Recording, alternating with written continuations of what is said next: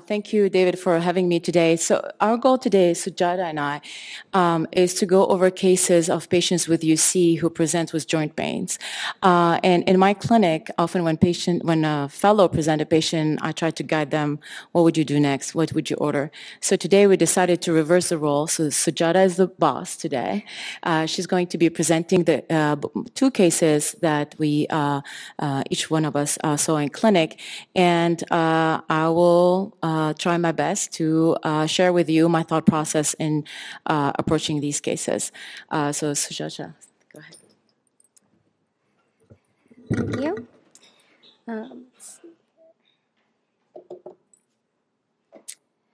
So as Dr. Charabaty noted, the objective of our cases is to kind of highlight the different types of arthropathies that are commonly seen in ulcerative colitis patients. One being IBD-associated arthropathy, which occurs in about 40 to 50% of IBD patients, particularly in 10% of ulcerative colitis patients. Majority of the time, this is usually a peripheral arthritis. There's also drug-induced arthropathies that can be seen with steroid withdrawal, drug reactions, and anti-TNF-induced lupus. And always keeping in mind non-IBD-related arthropathies in these patients. So we'll begin with our first case. It starts with a 45-year-old male with a history of pan-ulcerative colitis diagnosed 8 years ago. He was initially on infliximab for 2 years and developed a loss of response and antibodies. He was then transitioned to adalimumab and 6-MP for 18 months, and then adalimumab 40 milligrams every other week. He was both clinical and endoscopic remission for 5 years on this therapy. However, over the last 5 months, he's developed joint pains. He noted his joint pains to be mild swelling and pain of the right wrist, as well as migrating pains of the elbow, shoulders, and knees. These were not responding to acetaminophen and no improvement after his adalimumab injections. He denied any rashes or fevers, but did note that he had some eye itching and irritation, and also anxiety and insomnia. So at this point, we can kind of discuss what our differential diagnosis would be. Do you mind going back to the Yes. slide? You can think better. Yeah. Let's see. I need your help. Okay. Can you hear me now? Okay. We need a man. All right. My husband and my kids think I approach things very irrationally at home, but in my clinic, I try to be very rational about this. So like you mentioned, one is when I see a patient with IBD and joint pain, one is this IBD related, 2 is this due to the drug, 3 is this something completely independent. So in this gentleman with large joint pain and are migrating, the first thing that comes to mind is a type 1 peripheral arthropathy. Typically, this type of joint disease is associated with active disease, with other extraintestinal manifestation. This gentleman is in clinical remission, so it makes it less likely. He has some eye irritation, so that could be an extraintestinal manifestation there.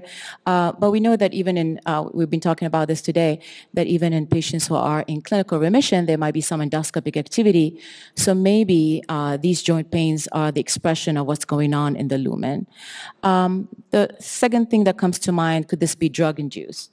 If this patient was on steroid recently, could this be part of a steroid withdrawal?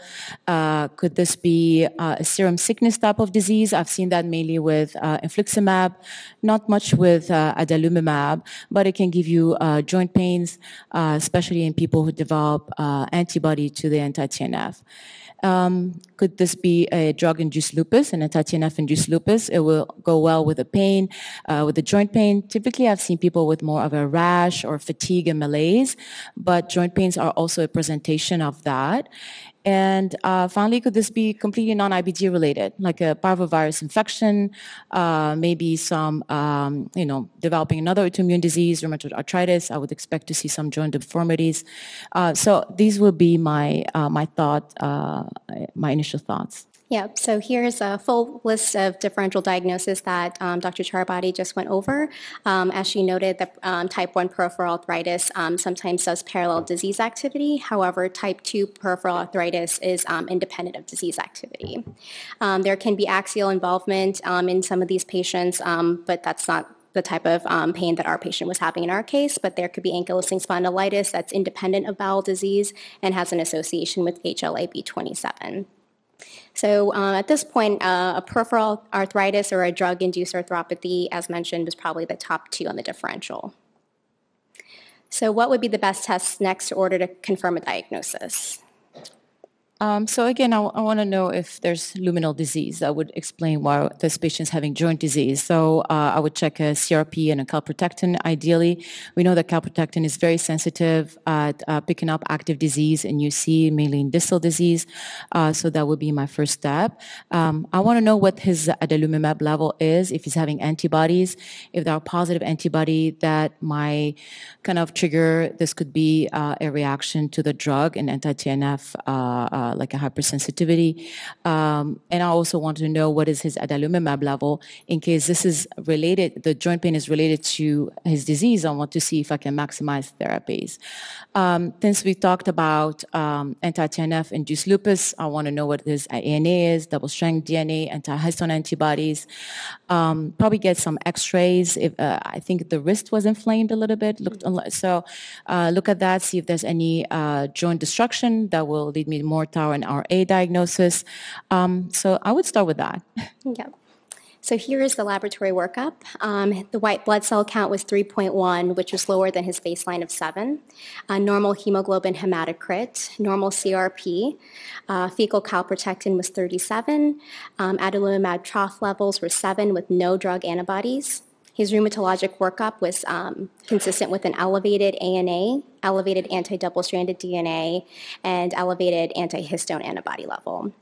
The rest of his serologic rheumatology workup was negative, and he also had normal C3 and C4 complement levels, and x-rays of his joints were normal.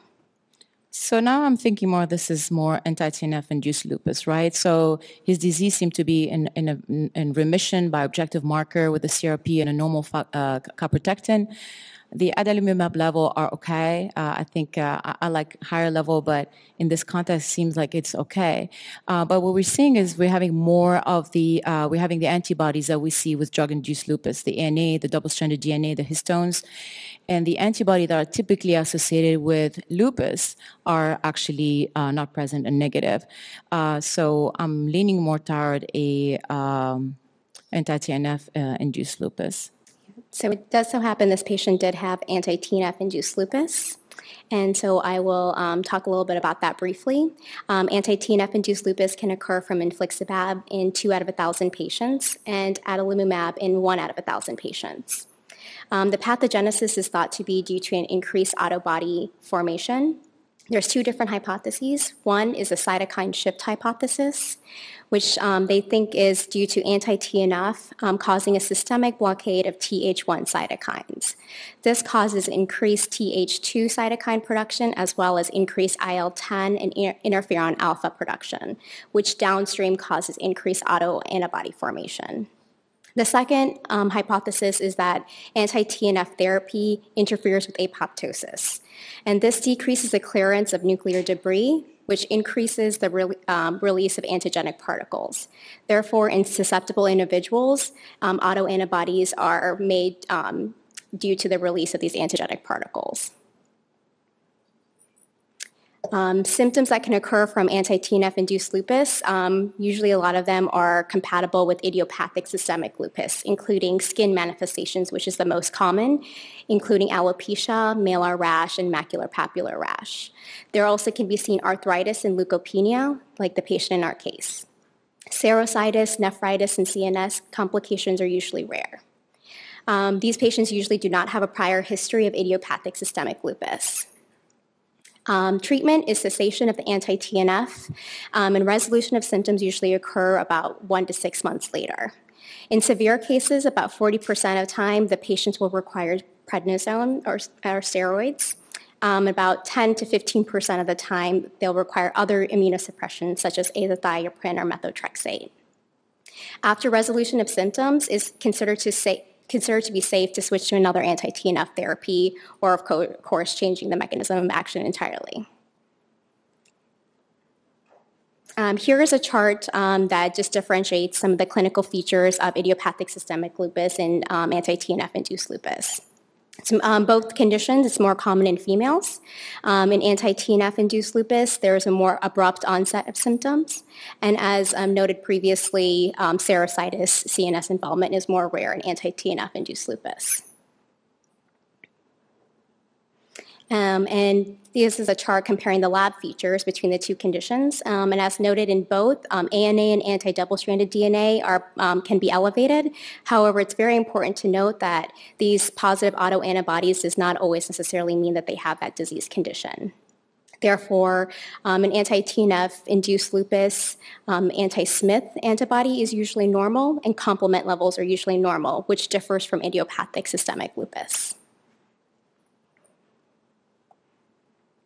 So I guess we'll move on to our second case. Do you think we'll have time for that? Okay. It starts with a 41-year-old male. He was diagnosed with left-sided ulcerative colitis, ankylosing spondylitis, and uveitis at the age of 31. He was initially on adalimumab and did well on this until eventually developed loss of response with both GI symptoms and ankylosing spondylitis symptoms. He was then switched to infliximab with azathioprine. However, azathioprine was discontinued due to elevated liver enzymes. On this therapy, he had a flare of his ankylosing spondylitis and uveitis. However, his colonoscopy showed that he had quiescent disease. His infliximab levels were drawn and they were undetectable. Therefore, his infliximab dose was increased. On this increased dose, he'd still continue to have a flare of his uveitis and ankylosing spondylitis and did not respond to steroids. Therefore, he was switched to vedolizumab and had control and clinical remission of his GI symptoms, however, continued to have back pain. So briefly about the treatment of ankylosing spondylitis. All available anti-TNF therapies are very effective.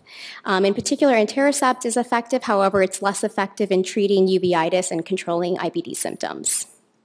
All anti-TNF therapies usually have a very rapid onset within 2 weeks and has been shown to have a 50% reduction in the BATH ankylosing spondylitis disease activity index. And the active inflammation actually can be seen to be reduced even on imaging on MRI. However, just like the patient in our case, what are some recommendations when anti-TNFs have failed for the treatment of ankylosing spondylitis? So we have a patient with UC and AS. It sounds like he responded at some point to Humira, to adalimumab, then to infliximab, and then we lost response to infliximab due to antibodies. It looks like immunomodulator helped at some point, but these were stopped due to increase in liver enzymes. And now he's on vedolizumab. And we know that vedolizumab, because of its gut specificity, will probably not affect AS, which we know that AS activity is independent of the luminal disease. So we do need something else or to add something to vedolizumab. There was interesting data showing that patients on vedolizumab, I think Marla Dubinsky published that recently, patient on vedolizumab had 20 to 30% more chance of developing extraintestinal manifestation than when they are on anti-TNF. So we don't expect vedolizumab to cover AS. There have been some good data on Vedo helping with peripheral arthropathy, probably because it's healing the luminal disease and by doing so, helping with type 1 arthropathy. So the things I'm thinking about is, one is you can maybe reintroduce immunomodulator. Can we reintroduce azathioprine or 6-MP at a low dose with a combination of allopurinol to maybe have a higher level of 6TG and avoid liver toxicity? It can help with AS, so that's something to consider. Methotrexate, I've got good results with peripheral neuropathy, not so much with AS, and the data there for AS is not great. But then trying to think about other things. Could we add another anti-TNF, right? It sounds like this patient did very well on infliximab until he developed antibodies. And with adding maybe certolizumab to Vido, would that be a good option? Of course, when we're using two biologic, the concern is, are we increasing the risk of infections? There was an abstract presented at ECHO last year where they were treating Crohn's and UC with a combination of anti-TNF and Vido, and it was a small number of patients, but it didn't show an increased risk of infection compared to what we would have with anti-TNF alone or with immunomodulator. So in somebody whose disease is controlled on vedolizumab who has failed to anti-TNF, I'll be reluctant to remove the Vido because it's working, but maybe adding certolizumab would help. We talked a lot about tofa today, tofacitinib, and it's been approved for RA. And there is small studies, phase 2 trials looking at tofa and showing that at 10 milligram twice a day, it does give good results for AS. There was improvement of symptoms in up to 60% of patients with AS. So adding tofacitinib might be a good option. Finally, this patient has UC, and we don't have Stelara data in UC patients. But again, with the mechanism of action of Stelara being something that is effective with arthritic diseases, that's something that I would keep in the back of my mind for this patient. So this patient, they did add methotrexate to his vedolizumab therapy. However, he did not have any improvement in his AS symptoms.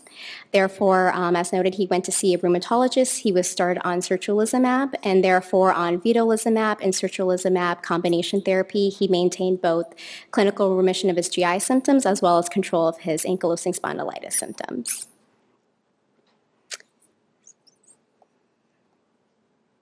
Want me to present this case? Yeah. Give you a break? We have a few minutes, right? All right, 2 minutes? 0 minutes? 3 minutes.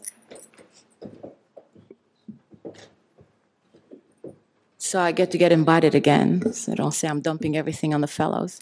All right, this is one of my patients. He's 33, has UC pancolitis and PSC. He was started on infliximab 5 milligram per kilogram, received 2 doses, 0 and 2 weeks. He had a partial response, so the next dose I gave it at 10 milligram per kilogram. 9 days later, he presents with right side jaw pain. Then he said this is how it started, and then he had bilateral wrist pain and shoulder pain and knee pain. And finally, the pain was so severe, he came into the ER. He couldn't walk. The joints were like swollen and warm, and he couldn't really move his wrist. He did report fever and chills at home. There were no rash. On exam, he was tachycardic. He looked uncomfortable. He was diaphoretic. His CRP was elevated. His infliximab level was low at 2, and he had antibody to infliximab at 170.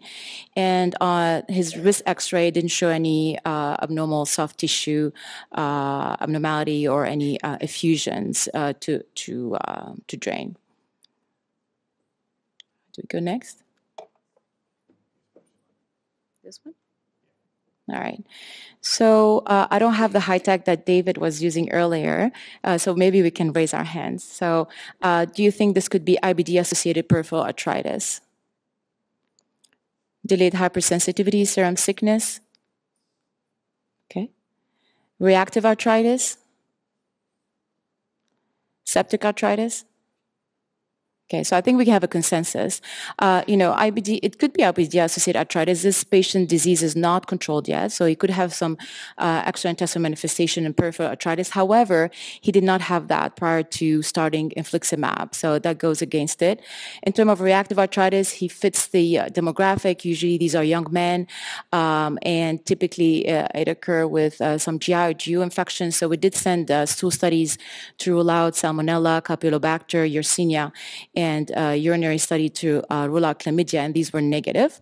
Septic arthritis typically involve one joint. Sometimes it can involve more than one joint, but I would expect that to present differently. But the right jaw pain that started is very typical for serum sickness type of disease, and this patient was diagnosed with serum sickness-like disease. So you all got this right.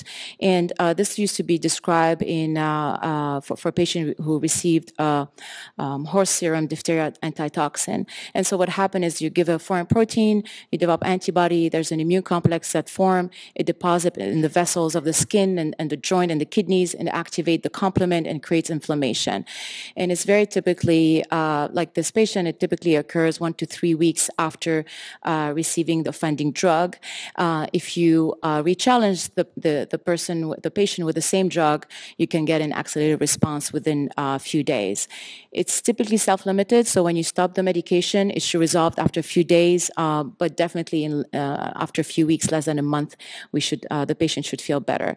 The symptoms are what we saw in this patient, higher incidence if you have antibody to your drugs. Treatment, we give this patient steroids, IV steroids. He could not walk and he was very debilitated. So steroids often help. You can use antihistamine if you need to. There are some data that maybe you can re-challenge certain patient and use immunomodulator to prevent a reaction, but most of the time patients do not want to go back on this drug, and I think as physicians we don't want to make our patient miserable. Thank you.